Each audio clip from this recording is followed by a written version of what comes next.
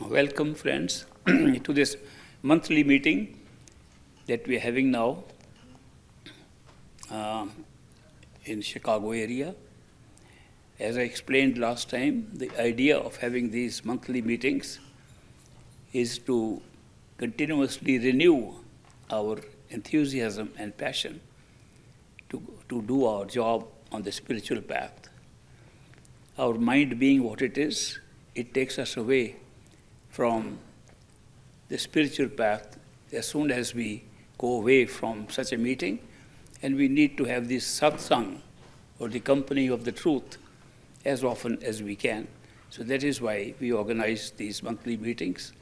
The dates for which have now been set in advance, so you can find out which dates these meetings will be held in the next few months. I'm sorry for coming late today. Sometimes these things happen, especially if you are married.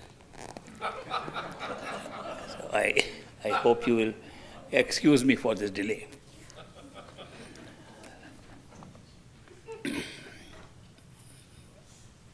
The spiritual path is a very simple one.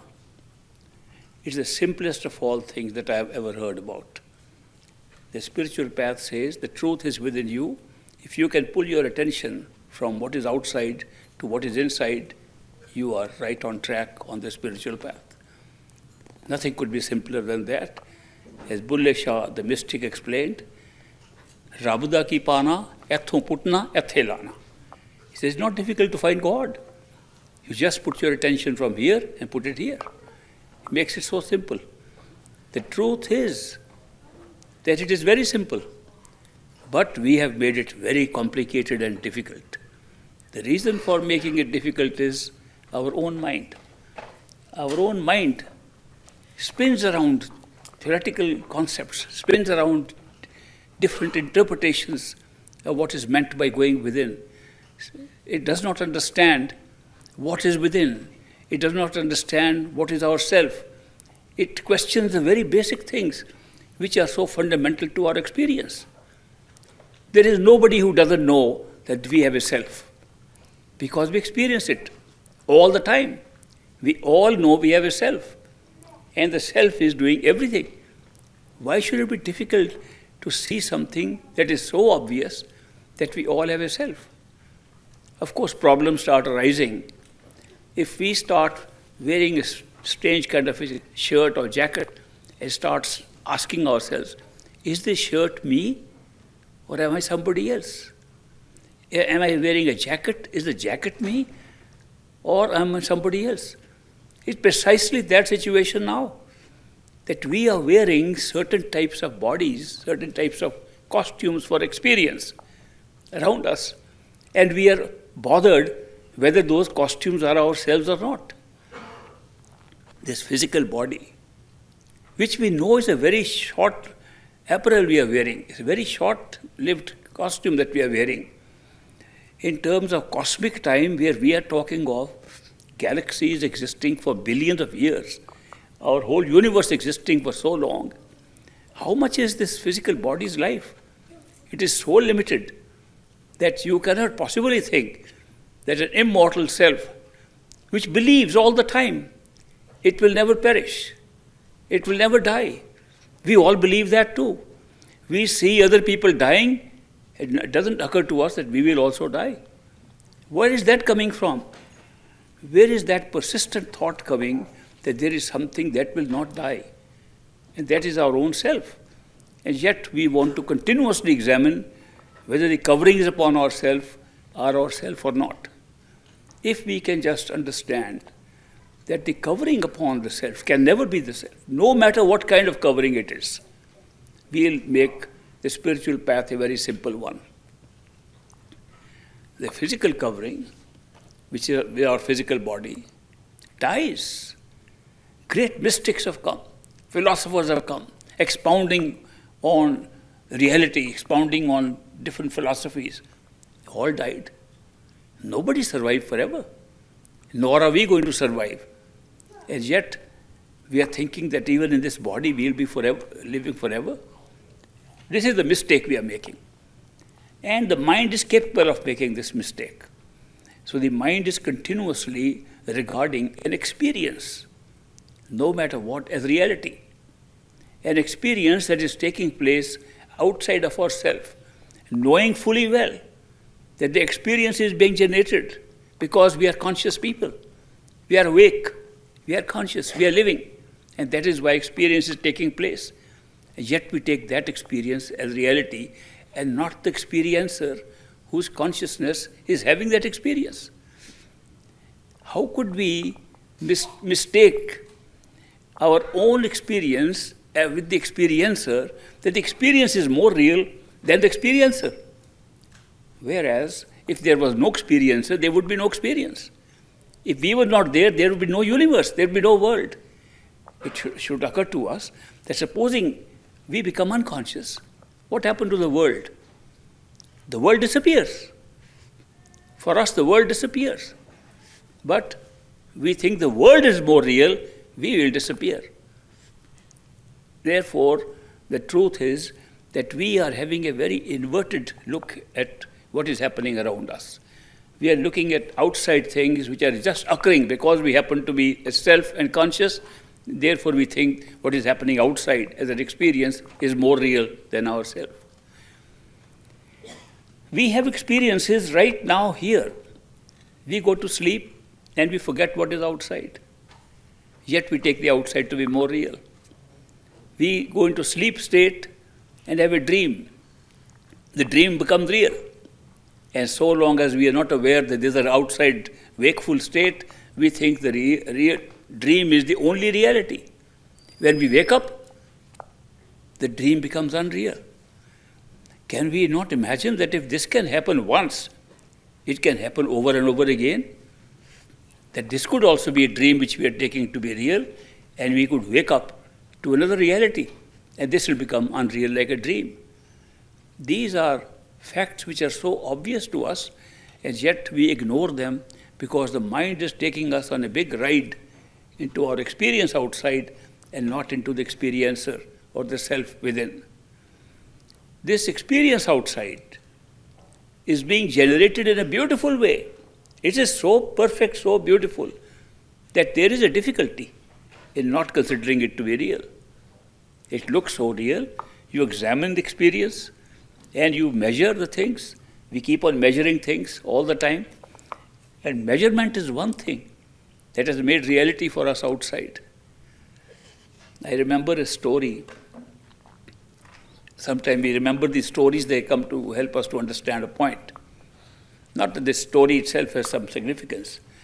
I remember the story of a very benevolent king who wanted all his subjects to be always taken care of, and he wanted to make sure they all have a housing, they all have proper food, and they all have proper clothing. So he would send his emissaries all over the country to find out how people were doing. One day, they came back and reported to the king that there is a man living in the forest. He has no house. He lives under a tree. He has no food. He's eating raw berries and apples from the wild trees. He has no money to buy clothes. He's wearing some old tattered clothes. And he has a group of followers around him who are also in the same state. The king said, "That's the kind of man I would like to go and personally help." So the king packed up a lot of gold in a suitcase, about 14 kilograms of gold, which he thought would be sufficient to make him a nice house for himself and his followers and provide enough for his food for his lifetime. He packed up the gold and took it to the forest and met the man who suddenly got up. He said, "Your Majesty, what brings you into this forest?" He says, "I have come to reward you. I have come to help you because I understand you have no house and you have no clothing and no food, so I brought something for you." He said, "Your Majesty, what have you brought for me?" He said, "Here's a suitcase of gold. This is 14 kilograms of gold. And I have brought it to you so that you can get a house, you can get food, and live happily ever after along with your followers." The holy man sat down. He said, King, can I serve you something? The king was surprised. What can he serve me? He said, I have an apple. I plucked an apple from a tree. I can give you that apple. So the king said, all right. The retinue sat on the ground. The king also sat down. And the holy man took out the apple and began to cut into pieces. He saw there were 8 people sitting there. He counted them, 1, 2, 3, 4, 5, 6, 7, 8, and he cut the apple into 8 pieces. Before he could give it, another group of 10 or 12 people came up. So he took the pieces back and now counted they were now 25 or 26. So he began to cut those pieces into smaller pieces. And he gave very small pieces. He gave to each one. The king also got a little piece. But when he tasted it, it was so fulfilling. He couldn't imagine that this little piece of apple could be so fulfilling. So he told the holy man, he said, you gave such a small piece of the apple to me, but it was so fulfilling, I've never had a good meal like this. He said, King, I gave you too much. This apple was good for 1,000 people. I have overfed you right now. Then the king said, I want to give that gift to you of 14 kilograms of gold. He said, King, wait a minute.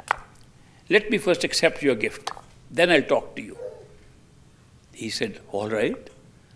So he accepted the gift of that suitcase with 14 kilograms of gold and said, thank you, Your Majesty. Now I want to give you a gift. He said, yes, what will you like to give me? Another apple? No, I want to give you something that you value, something that's important for you. So here is 14 kilograms of gold I present to you. The king said, how can you give me back my own gift? He said, that means you never gave it to me. Because if you still think it's your gift, you never gave it to me. If you gave it to me, I can do what I like with it. So therefore, if you really gave it to me, I am going to give it back to you as a gift of 14 kilograms of gold, because that's important for you. It has a lot of value, it's 14 kilograms of gold. He said, now wait, king, I want to show you something. He told his followers, go and dig near the tree, nearby tree. And they dug under the tree. There was a chest. They pulled out a chest, and it was full of gold. He said, Majesty, this is 65 kilograms of gold. It has been sitting next to me all these years that I have been here. If gold could give me something, I would have pulled it out long ago. What I have, no gold can buy. And therefore, you cannot give happiness through gold. I attained happiness. It has no value. It's priceless. And king, I want to tell you one thing. Your problem is only that you measure too much. 14 kilograms.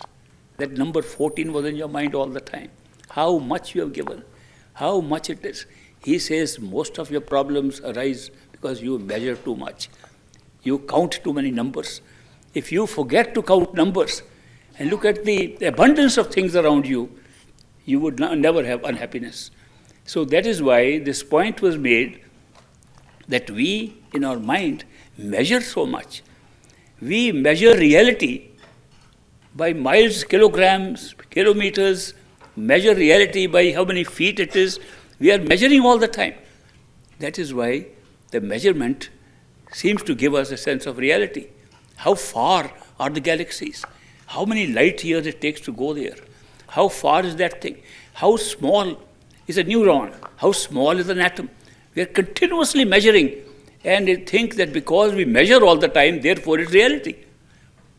It can so happen also in a dream, that you can have a dream and you win a lottery and you are counting the money that you just won and keep on counting. The more you count, the more real the money is. And you wake up and there was no money, there was no counting. Same thing happens here. There are things happening in our life which are creating an attachment to what is an experience outside and making it look real. This is just one way that we make it look real. The second thing that is confusing us is the consistency of this particular experience is consistent with each other. That means if I want to know if this table is real, which is a visual experience of mine, my eyes say there's a table. I want to see, is it real? I touch it. Yeah, it's real, because I can also touch it. We are using one sense perception with another to define reality. If in the dream I did the same thing, and I saw a table in the dream, and I said, I can see it, is it real? I'll touch it, it'll still be the same touch. I say it is real. And when I wake up, neither the seeing nor the touching of the dream was real. How can we use one sense perception with another and define reality by that? Now, these are the kind of things that we are doing, and all our consistency is based upon using different sense perceptions to determine what is real. So that is why we are lost in this game of a projected universe coming from the experiencer, outside to the experience, and treating the experience as more real than the experiencer. If this were not so, finding God, finding reality, finding our own true self would be very easy. We would just know this is just a show going on, and we'll go back into where we are watching the show and find out the truth. We are always watching this show from a single point. That point is inside us. When I say inside us, it does not matter what form we have. It does not matter whether we are human beings or we are any other species, or we are in dream state, or we are in astral state, or we are in the highest level of consciousness. We are always viewing our experience from one unique point, the point where we exist, the point that has never moved, the point that is constant. That constant point to which we belong, where we belong, is always inside us, and what we think is our form is always outside of it, always around it. Start from here. Start from the fact that we have a physical body, and we are sitting inside this physical body. Where is that point from where we are looking at this physical universe? We're not looking from anywhere outside. We are looking at the universe from inside. Somebody told me yesterday a research that has gone on to show how much sense perceptions we use. I was surprised to hear the statistics. 83% of our total experience of the universe is visual, with the eyes. Another 13% or so is with the listening. So seeing and listening constitutes bulk of our experience. The remaining 3 or 4% is all the other sense perceptions combined, which means we are depending completely on seeing and listening. Where do we see from? Where do we listen from? We see with these eyes, physical eyes, listen from the physical ears. Where are they located on this body? In a very small section of the body. Most of our 96 or 97% of our experience of the world is taking place from a small area of this physical body where the ears and the eyes are. So obviously, where we are working from must be close to where we are experiencing this universe from. That means must be close to our eyes, must be close to our ears. Now put this package together and see where could we be if this is from where we are experiencing the universe. Then it becomes obvious. We are behind the eyes, between the ears, at a single spot. And when we close our eyes and say, where am I? You put the question, where am I? Am I in my hands? Am I in my feet? Am I in my torso? The answer comes back, no. These are all around you, and you are sitting in the middle of your head. This realization is not difficult to get. That if we are not the body, if we are the one who is using a body, who's wearing a body, where could we be sitting at this time from where we are operating this body? And it takes not much time to know we are sitting behind the eyes. With so much knowledge of our whereabouts, that where we are, it should be easy now to go and find out who we are. Once we know where we are, we should be able to find out who we are. So close your eyes, close your ears, and say, where am I now? Let me find out. If I just close my ears, close my eyes, where am I? Right in the center of the head. That's, you can feel, you can experience that you are in the center of the head from where you operate if you are not the physical body, but are wearing it as a costume. The whole of the body is around you, and you sitting right up in the head. And everything that is happening, your thoughts, your feelings, your conversation with people, your ability to experience the world is taking place from there. So once we know that place, we have a very good starting point on discovering who we are and ultimately finding out who is our creator and which is our totality. We miss this point. People tell me they have been trying to meditate, they have not been able to find their spot. Why? Because they say we go looking for it. Now, if you start looking for something, do you realize you're not looking for yourself then?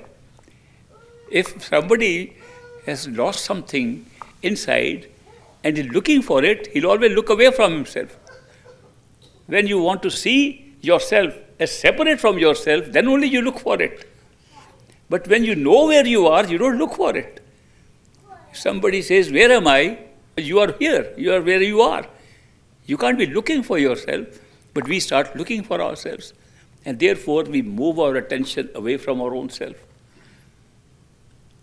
There was an old woman in a village who had no electric power in her house, no light in her house. And she was outside under the street lamp and looking for something.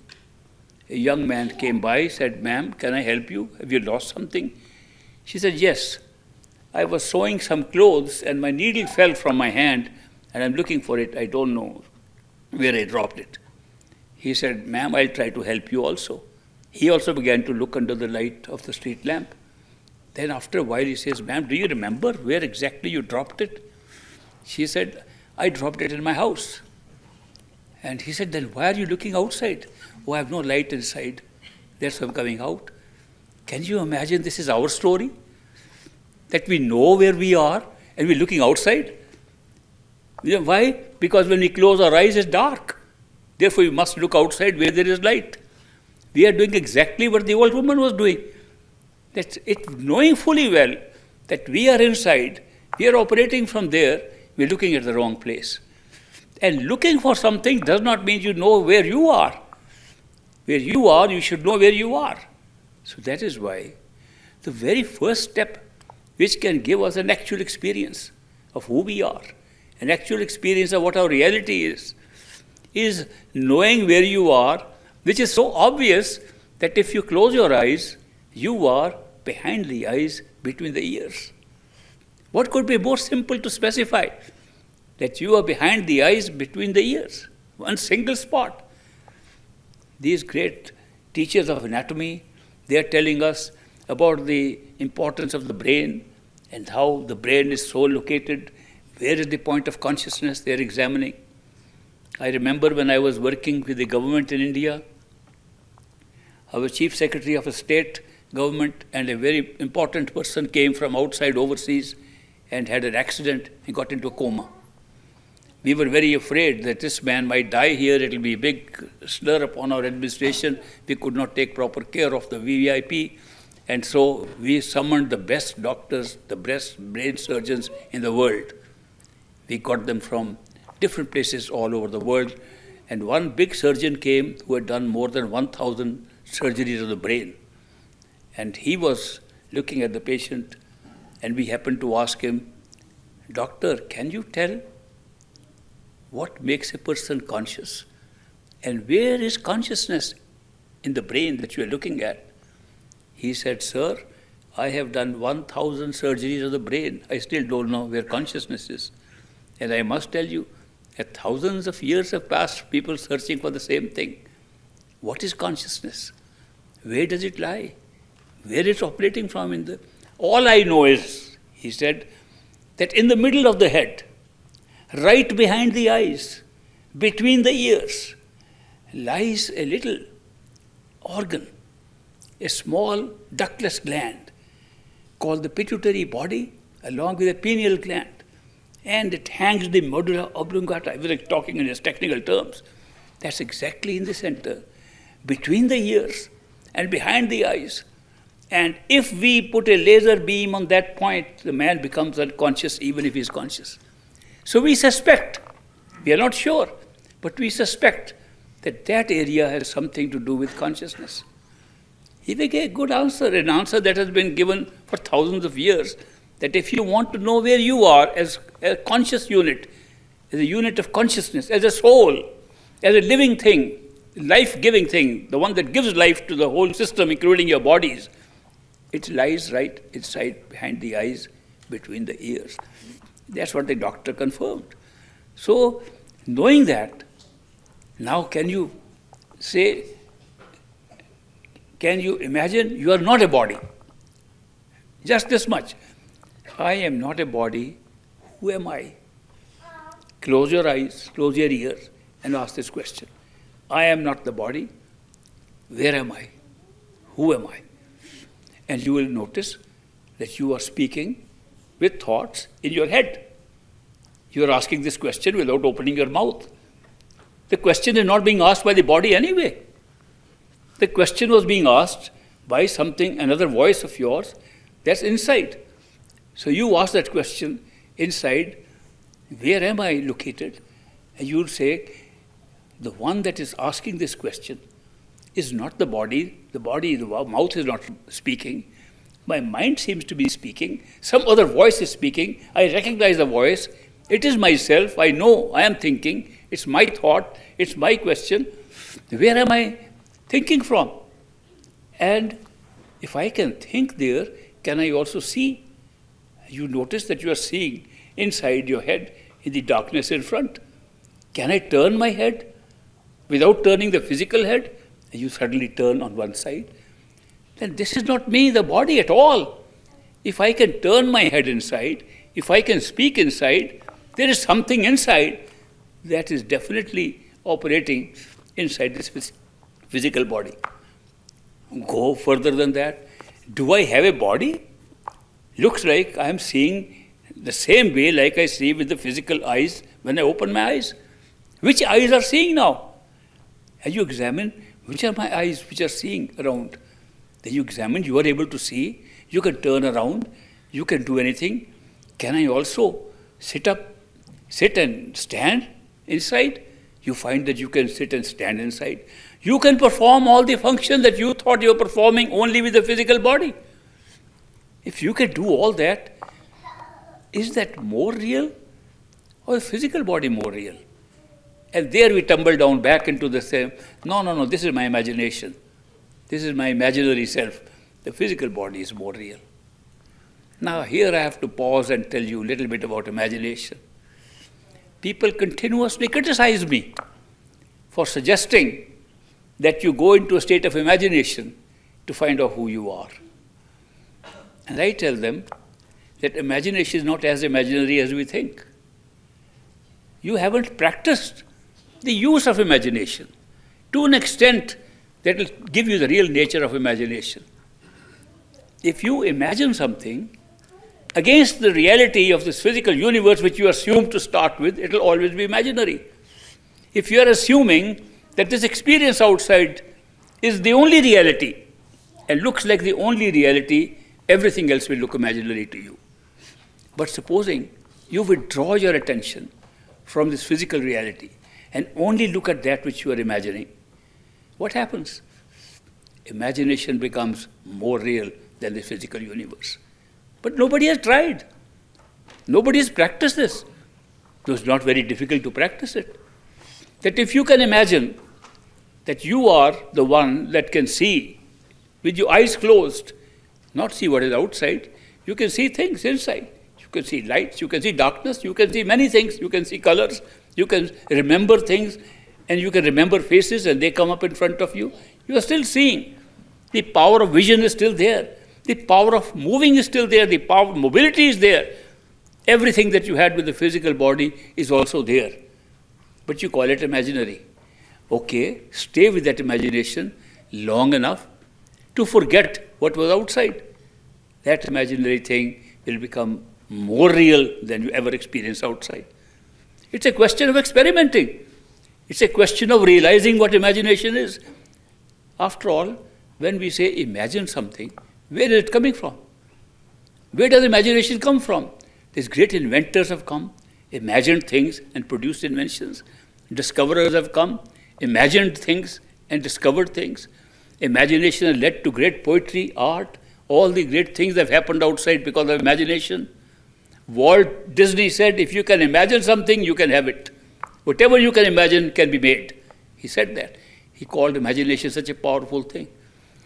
We are treating imagination as something totally unreal because of the assumption that the physical reality we are seeing is the only reality.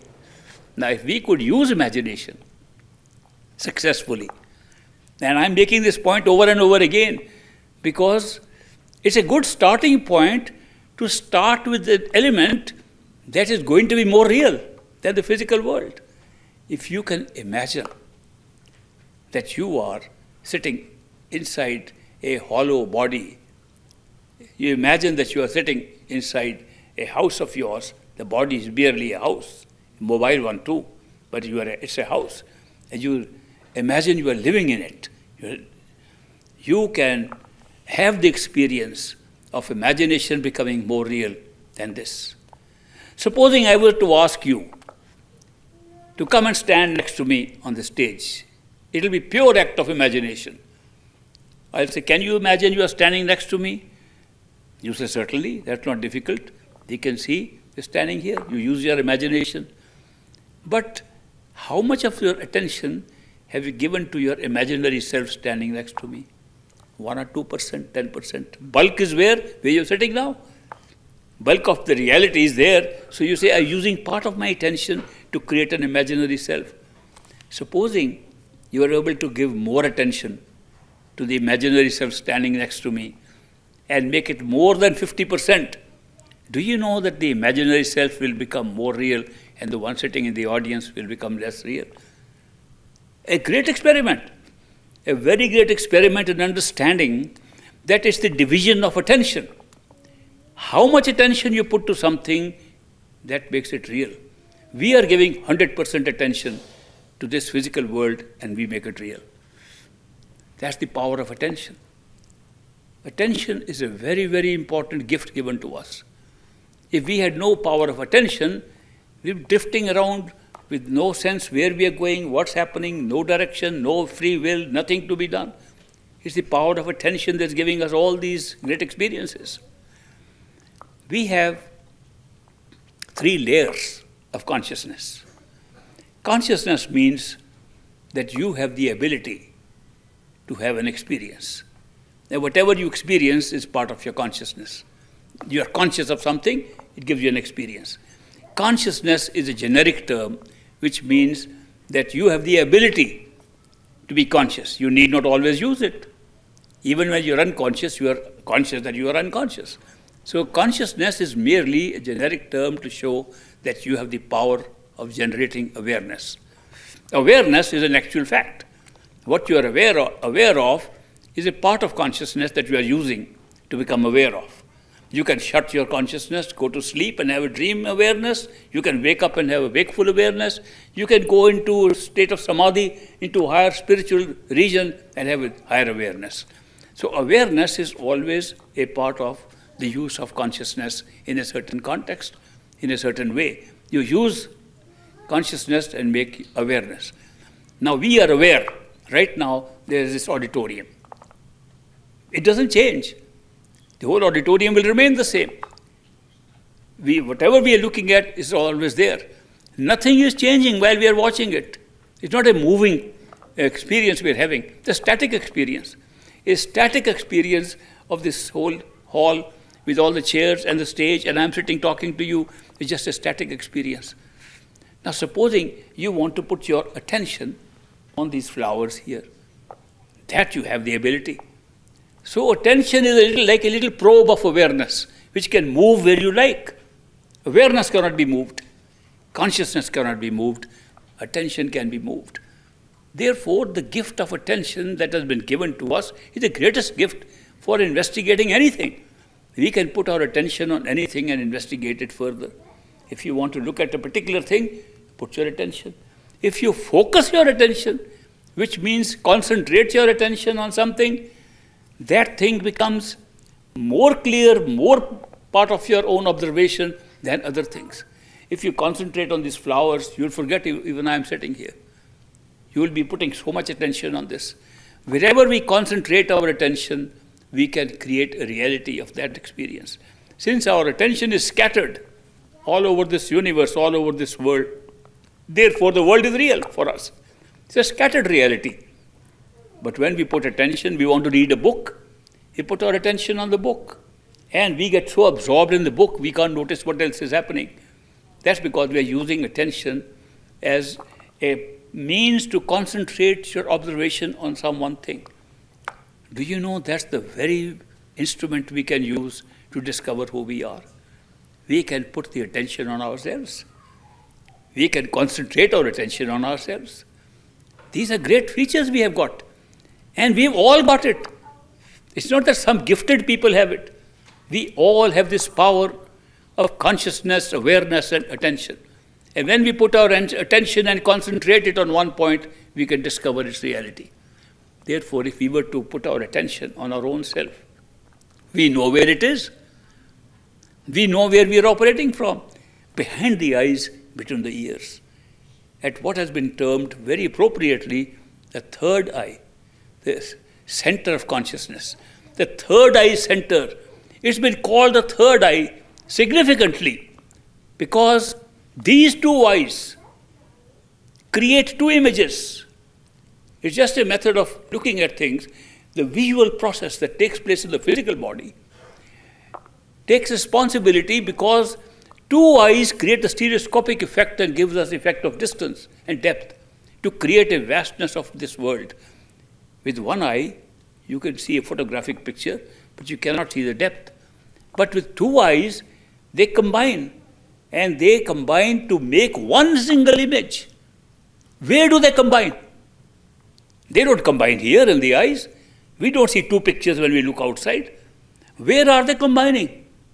If you examine this simple question, where are the two images being watched by the two eyes on the human body, combining to see one image? Close your eyes and think of it. It's right behind the eyes, between the ears, exactly the same point. Therefore, it's called the third eye because that's where the two eyes combine to create the image that we are seeing all the time. We are using our third eye day and night without realizing we are doing it. The third eye center is merely a notional point where we combine the vision of the two eyes and see inside. Knowing so well where it is, between the ears, behind the eyes, we can now start finding out who is it that thinks, who is it that asks questions inside without using the body. And once you start looking at that, you are very successfully on your way to discovering who you are. Of course, a skeptic can ask a question, why are you pointing out so much at discovering yourself? What's the very big purpose of finding out? Aren't we all very happy with what we are seeing? I wish we were. But as I told you, marriage is not the only thing that comes in the way. There are so many events in this life that make us unhappy. There are so many things that are happening, sickness, disease, poverty, very obvious things that are creating unhappiness. And then the emotional unhappiness is even worse. Breakups, divorces taking place, painful divorces. Every day you hear about them. Those painful experiences are happening. What would happen if we found out who we really are? That disappears, because that becomes like a show. Then we realize it's a created experience. It's a created experience for some purpose. And that therefore it's not real. It is created for a purpose. What could be the purpose of creating pain and suffering and unhappiness? What kind of creative power is being used to create unhappiness and suffering in this universe and say it's a great creative power? People criticize God for this. What kind of God is it who's made so much unhappiness and suffering in this world? And we call him a good God. And just because we want to protect the goodness of God, we create an opposite of him, the devil. The devil is separate from the God. There's a negative power and there's a positive power. We divide them just to justify that one we want to worship must be good. And yet, when we say all things are created by the same creator, then we wonder, the Creator wasn't very intelligent to create so much unhappiness and so much suffering in this universe. But there's a very good purpose in creating all this. And the good purpose is that the nature of consciousness is such, it examines things by comparison all the time. It always compares one thing with another to evaluate it. I remember doing a study at Harvard University where I questioned an economics class. In economics, I said that I was going through the law of diminishing returns. In economics, they say, if you keep on getting something more and more, its value keeps on becoming less and less. And I questioned my professor. I said, what about happiness? If you get more and more happiness, does it also become less and less? He said, I didn't think of it. In economics, we don't teach about happiness. I said, how can you separate a science, a study which you say is having impact on life itself, economics is having impact on life itself, and you say you don't even study happiness? Okay, I'll examine if the law of diminishing returns applies to happiness or not. I'll check with happy people. If you get more happy, there'll become less happiness or more happiness. So I undertook a study. And I picked up the names of 1,000 people living in the greater Boston area, Cambridge area. And I prepared a questionnaire. Basic question was, what makes you happy? And what makes you unhappy? Several answers came. And as it was, most of them were very similar answers. They all said, a lot of money makes us happy. A good family makes us happy. Big house makes us happy. All saying the same things. On the other side of the page was, what makes you unhappy? The absence of these things. Not good having health, having poor family, disobedient kids, and less money. So I took up the money part first, because there was an ex-professor of Harvard University living close to the campus, and he was now in business, chief executive officer of a company, and we knew his net worth was more than $10 million.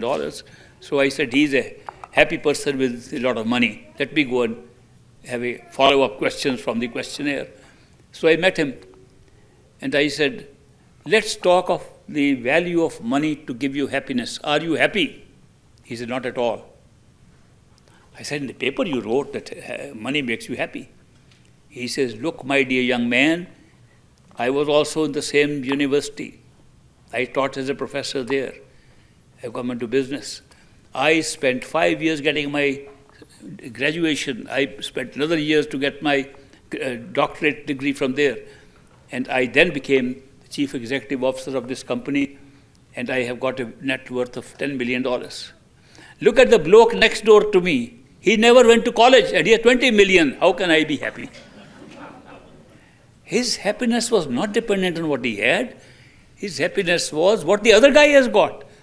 Do you know this is the standard measure we all have in consciousness? That we always want to compare. And if the other man suddenly broke down as nothing, you become happy. That means the suffering and unhappiness that is outside of you, not yours, makes you happy. It's amazing that this thing should be built into our consciousness, that we are always comparing with opposites. And now if you look at it, the value of the principle of pairs of opposites, what is happening?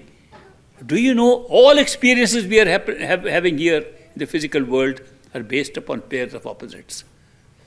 If there was no darkness, we would never even see light. We won't even know what light is. Everything, if there was no unhappiness, we would never know what happiness is. If there was no ill health, we would never know we are healthy or not. Everything we are experiencing in this world is based upon pairs of opposites. Therefore, if we really want to appreciate a state of bliss, a state of complete happiness that we are promised if we go to our true home, to our origin, where we belong, if that is a state of complete bliss and happiness, how can we ever appreciate it if nothing opposite to say to it? A great justification for creating an opposite of it. But then, that's not too bad when we find out that what was created was not real, and what we were examining was real. by creating an unreal universe of unhappiness, in which the unhappiness looks real. We come back to our own reality and find that we have real happiness compared to what we saw in a movie, in a made-up story. Gives us a greater appreciation of our true state. It's only when we have had these experiences and go back to our true state of our true home to which we belong, which is beyond the covers that we are wearing upon ourselves, that we discover the value of the unhappiness and misery that we saw, which we believed was real, but actually wasn't real. It was a created one. So this is also something that has been illustrated by a great Greek philosopher earlier. His name was Aristotle. Aristotle was a disciple of Plato, who was a disciple of Socrates. Socrates was a spiritual guy. He believed that the truth is lying inside us. He believed in the same things that the modern day mystics and saints have also said. Truth is inside, find it inside. Plato was more intellectual. He tried to explain Socrates' teachings in an intellectual way, so he could intellectually explain those things. But then comes Aristotle, who said, no, we have to take the outside world as real in order to have any inner experience. He was writing about the need for drama. Why do we need drama, which is unreal? Why do we go and see drama? There were no movies in those days, so drama was the only way they could go and see something outside representing life, acted upon a stage. So he says that you need to create drama of three kinds. You can create a comedy to laugh. In comedy, actors behave silly. They behave worse than they are in normal life, and we laugh. Or you can have tragedy, in which case the actors, in spite of their nobility, in spite of all the goodness they have, they fall tragically. And thirdly, there's history, which represents life as it is. So he says in comedy, we show people worse than they are. In tragedy, we show people better than they are. They're fighting big challenges. And in history, we show them as they are. These three kinds of... And he said that tragedy is the best part of drama. Because when you see a tragic situation, you associate yourself with it. He said, when you see a tragic play, you are watching it, what happens to you? You get tears in your eyes. You identify. You forget these are mere actors. You forget it's not real. But for the time being, you make it real. By making it real, you are able to remove the excess of your own emotions and change your own life. He calls it that this is a purgation of excess of emotions. And how do you achieve it? What he calls, translated into English, by willing suspension of disbelief. You would normally not believe what's going on, it's just a show, but you willingly suspend it. That's what we do today.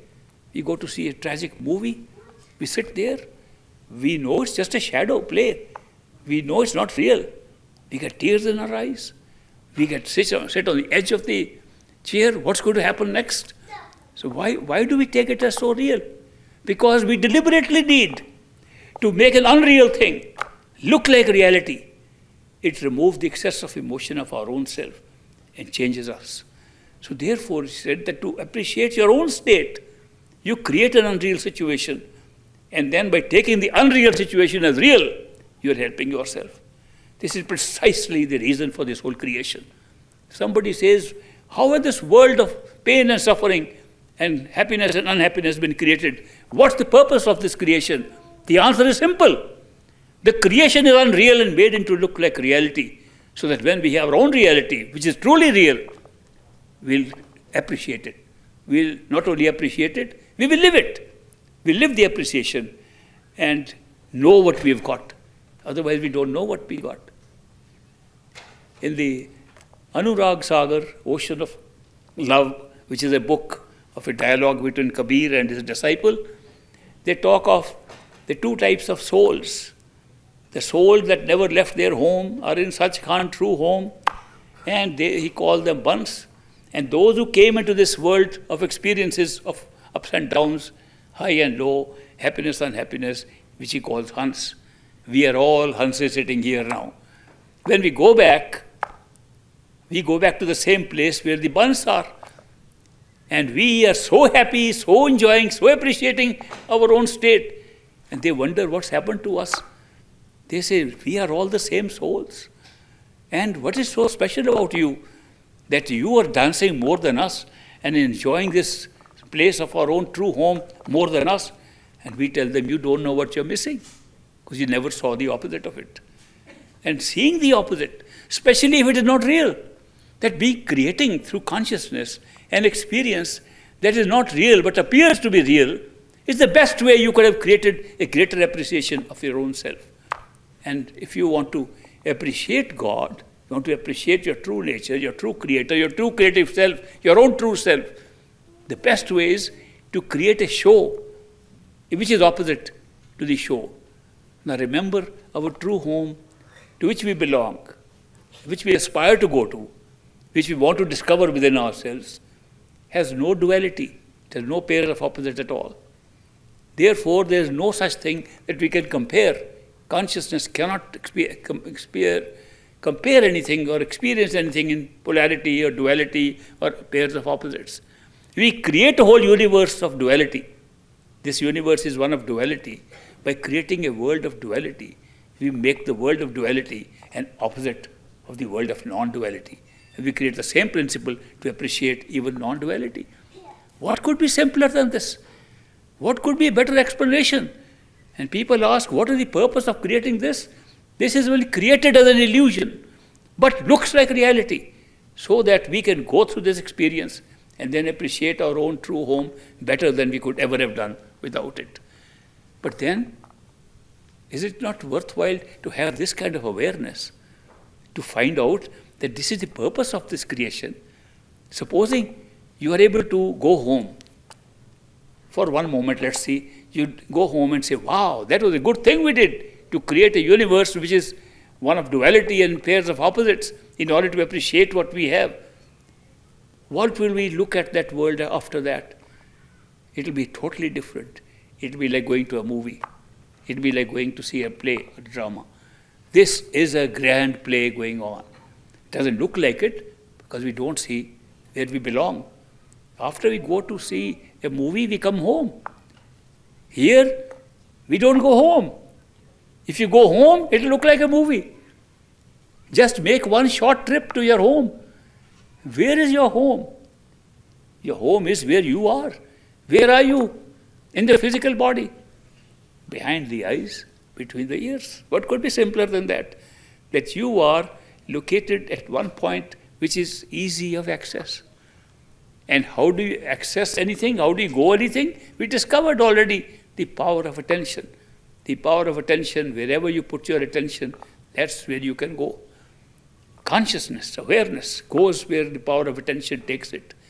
So, to put your attention behind the eyes, at the third eye center, is the secret of discovering your own self and discovering the reality of your own self and the reality of everything. The whole process through which this creation is taking place becomes so obvious to you. The whole process, the raison d'etre of the whole universe, why it's existing, why we are here, all the questions we've been asking for centuries, why, what's the purpose, are all answered by one step of going within, with your own attention, concentrate behind the eyes, between the ears. What could be simpler than that? And yet we can't do that. When we try to do that, what happens?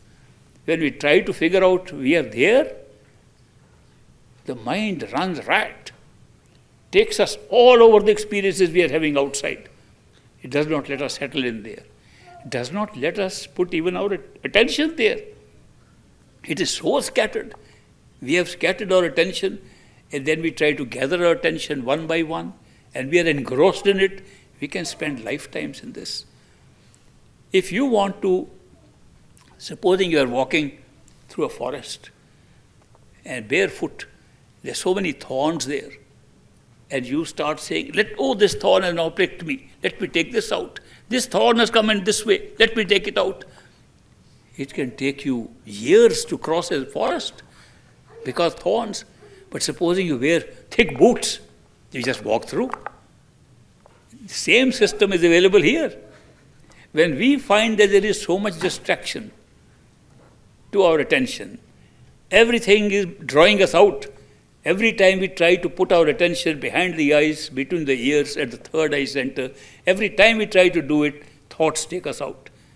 And we have attachments, we have desires, and those desires and attachments continuously pull us out in different directions. And we try to pull one back, the other one pulls us out. So we are like treating those thorns. What is the equivalent of wearing those thick boots that we can use to keep our attention inside? There is an alternative, a very wonderful alternative. And that alternative we have also seen and examined in this world.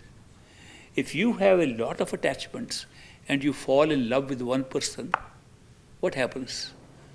That true love for one person can take away all your attention from everything else. The pull of true love is like wearing thick boots. If you can be pulled by true love, it automatically takes your attention away from everything else. The greater the pull of true love, the more you forget everything. Doesn't matter at all. Imagine a young child playing with little dolls. And the dolls are so important and real for the child. You take away a doll, child cries like it has lost everything. Those dolls are so important for a child, all the attachment is with the dolls.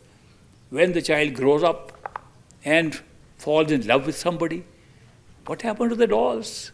All dolls are forgotten. It's the same situation here. When we are so attracted to the worldly desires and worldly attachments here, if something like falling in love can pull us, it makes us forget all those. Not one by one. It makes us forget in lump sum. We forget these attachments outside. The pull of unconditional love is so strong that it can really hold you and prevent distractions that take you away.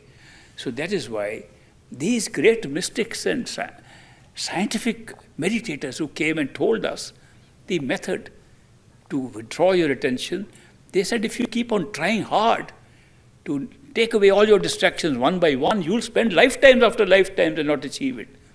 But if love can pull you, unconditional love, a love that has that kind of power, that pulls you, you'll forget everything, and that love will hold you.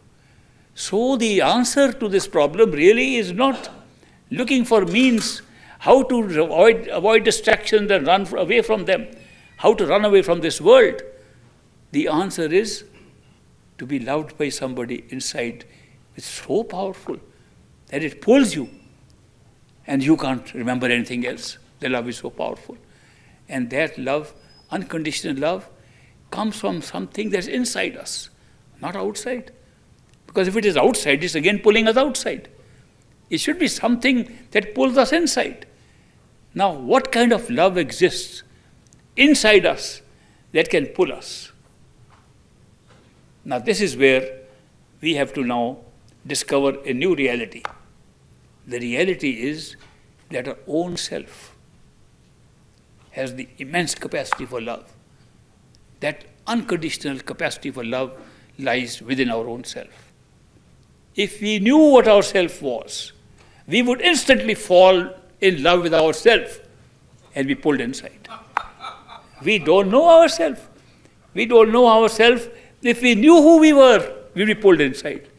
Not knowing who we are, not knowing what consciousness is, and not being aware of it, and totally immersed in an experience outside, we have to find something which is inside but appears outside. Appears outside in a form that we can identify with, and identify and compare with the love we have for people here. Therefore, our own self inside, which has true, pure, unconditional love, and it is now totally been distracted by our mind, which is running outside to look for worldly pleasures and worldly distractions. When that inner self cannot be experienced by ourselves, the inner self must be able to experience outside of ourselves. How can you find your own inner awareness, our own inner consciousness, outside of this experience? You can. If you can find a human being like ourselves outside, but he actually is your inside. Let's imagine a theoretical concept that your inside can be made into a picture of a human being outside. Actually, it's your own total inside now is appearing like a human being outside. Knows your inside better than you know, because it is yourself. If a human being has the same capacity to pull, which the inside has the capacity to pull you, what would happen? You would experience the same unconditional love that you would experience if your own self were to pull you inside. Such a human being is the one we call a perfect living master. A perfect living master is no other than your own self being projected as a human being outside. The true master is your own true highest self. The true master who can pull you with unconditional love is your own true self. Your own totality of consciousness is your master and pulls you from within. But you can't see it. You can't experience it. You can only see outside. And your reality is confined to what is outside. Therefore, you must look for things outside. So the projection, the capacity to project and make a whole universe is also being used to project your totality outside in the form of another human being. Because we are used to having an experience of love with human beings. We know what love for human beings is. We have experienced it. Therefore, we can understand it. We can know it. Therefore, our own inner self, which is our true master, our true guide who can take us to our own totality, our own self, becomes a human being outside. And therefore, when we come across such a human being, what happens to us? We experience the same unconditional love. We experience the same pull that would be pulled if it was our own self pulling us back to our true nature and true home. Such a person, therefore, a perfect living master has not come to teach us anything. Of course, it's nice to be taught because our mind loves to be taught. All the time, mind wants to learn. And therefore, say, okay, learn things. There are plenty of teachers to teach you how to learn things. But the perfect living master's role is when we are tired of this experience, this journey here, when we are tired of the experiences we have been having here, and say, we have had enough. We want to go back home. We want to go back to our true home. He should appear. By a pre-arrangement, by ourselves with our own true self. Nobody else has made this arrangement. If everything else outside is being projected and created by us, so is a perfect living master also being created by us. But it's a creation pre-planned by us so that when we get tired and when we are done with this experience of this world, we should be able to go back home. Since we'll be so distracted, we'll forget where we are, we'll forget what is real, what is not real. When we'll forget all this, then part of our true self, our highest self, should appear in our experience.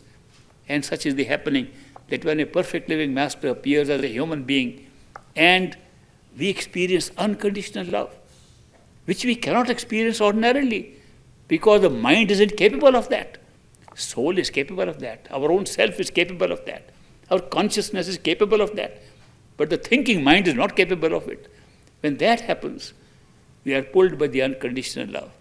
It is pulled from outside and gradually pulled from inside. And what does that perfect living master tell us? He doesn't say, come and love me, come and take care of me outside, like others would do. Others would say, if we love them outside. He says, go inside and find me there.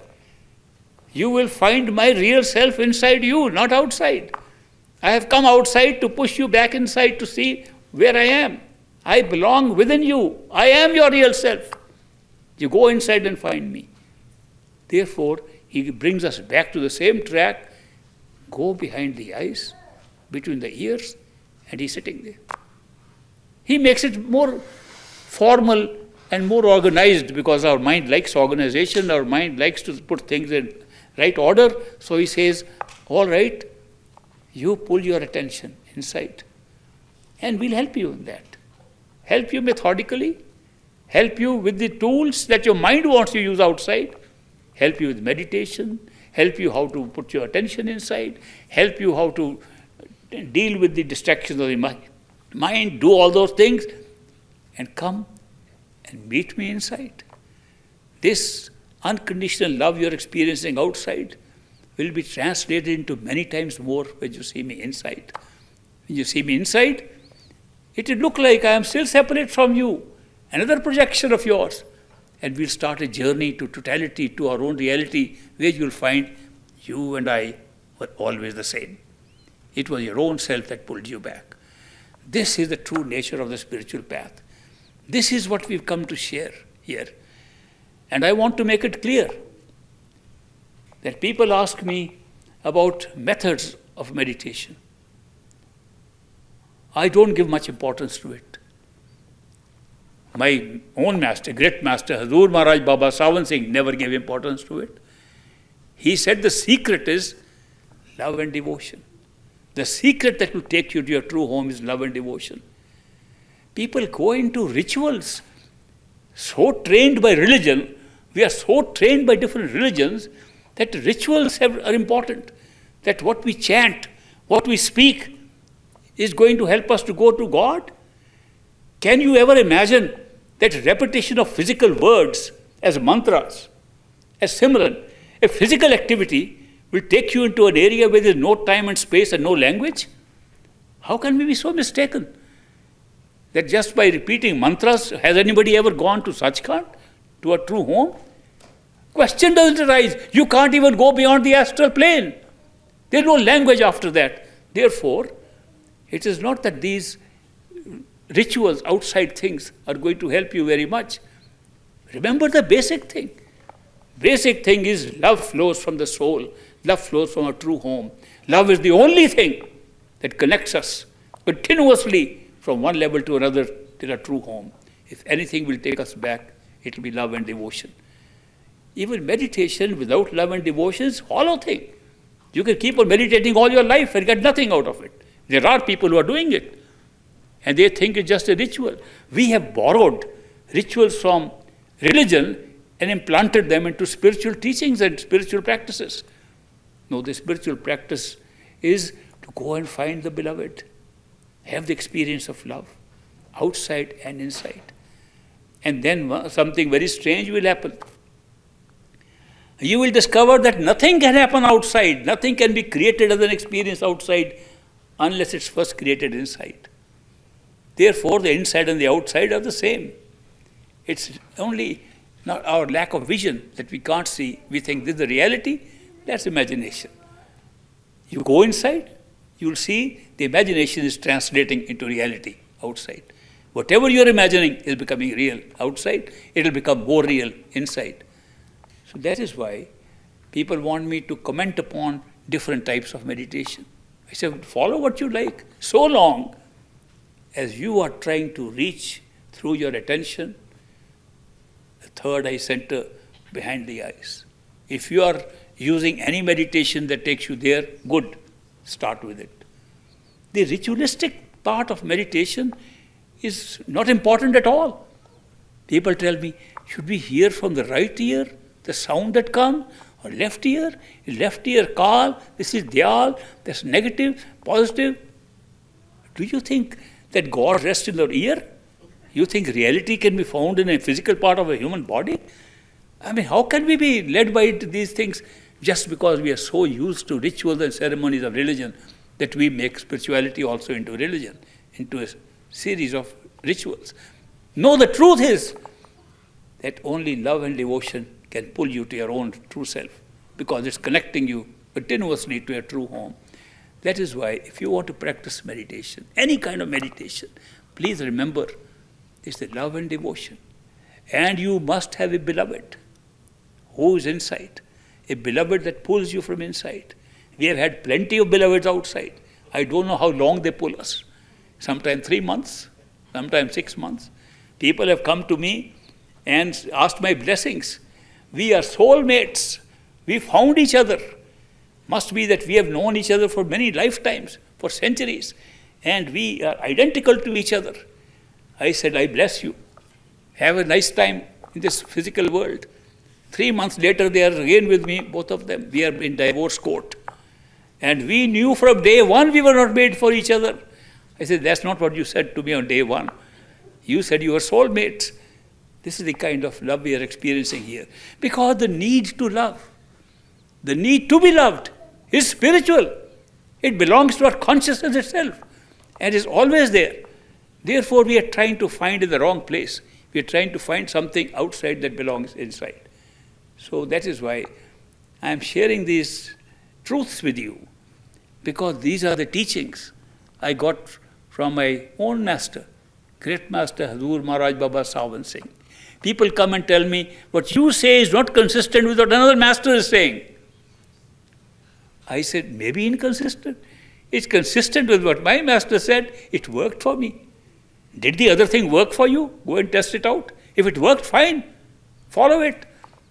I am not going to comment upon what any master is teaching. I can only comment upon one master whose teachings have worked for me successfully, to my satisfaction. So therefore I know it's a tested thing. It's a tested thing that meditation with love and devotion takes you to your true home. It's a tested thing, and I've tested it myself. Therefore I can vouch for its accuracy, vouch for its truth. But what people tell me, so-and-so says this, so-and-so says this, I'm not concerned with that. It's not my role, nor my mandate to comment upon so many masters who exist in this world. Thousands of them are there. Somebody from California prepared a list of masters starting from one starting point, and that starting point was Seth Shiv Dayal Singh, called Swamiji from Agra, who started the Radha Swami movement. And he started going down from there. How many successors came, how many divisions took place. And because my own master came from the same line, Swamiji had a disciple named Jamal Singh a disciple named Baba Sawan Singh, who was my master. Therefore, I was curious to know what work he has done. And at the end of the chart, it adds up to 500 masters, all saying, we owe allegiance to the same one man. Out of great master itself, there's more than 100 who are claiming that we are direct in the lineage of the great master, Baba Sawan Singh. It's not my work, not my duty, not my role to go and comment upon any of these masters. Don't ask me questions about them. You want to know the truth? I can tell you the truth from what I learned from my master. He was a great master. What he said, what he promised, he delivered. That's the whole test of a perfect living master. That if he says this can happen and it happens, what other proof do you need? The proof of the pudding lies in the eating. And that's why if you ask me any questions, ask me about the work that I learned, what to do, how to meditate, how to find the truth from great master, Baba Sawan Singh. I am ready to tell you everything. But so many questions you ask, somebody said this, somebody says it's different from what you are saying. It's no concern of mine. But what I share with you is identical to what great master shared with me. Neither more nor less. Therefore, I stay with that. So I am all meeting you once a month here and some places outside, mainly to share my experiences with the great master and to say that it is not that difficult as you think. Put your mind to it. If you are interested, if you are tired of this world, put your mind to it and discover the truth within yourself. There is somebody pulling you from inside, and that pull you can't see. Therefore, see, if you have made a projection of that pull outside, where is that unconditional love coming from? People say, we want to know which master to follow. I give them a simple answer. Whoever pulls you with unconditional love, follow. It doesn't matter. If the master says, go within and pulls you with unconditional love, follow. One man wrote to me, I have two masters. Who should I follow? I gave the same answer. He said, both are pulling me with unconditional love. I said, you are very lucky, we can't find one. You found two. Follow anyone. The question is that this is a path of love and devotion, and wherever that pull comes, you follow.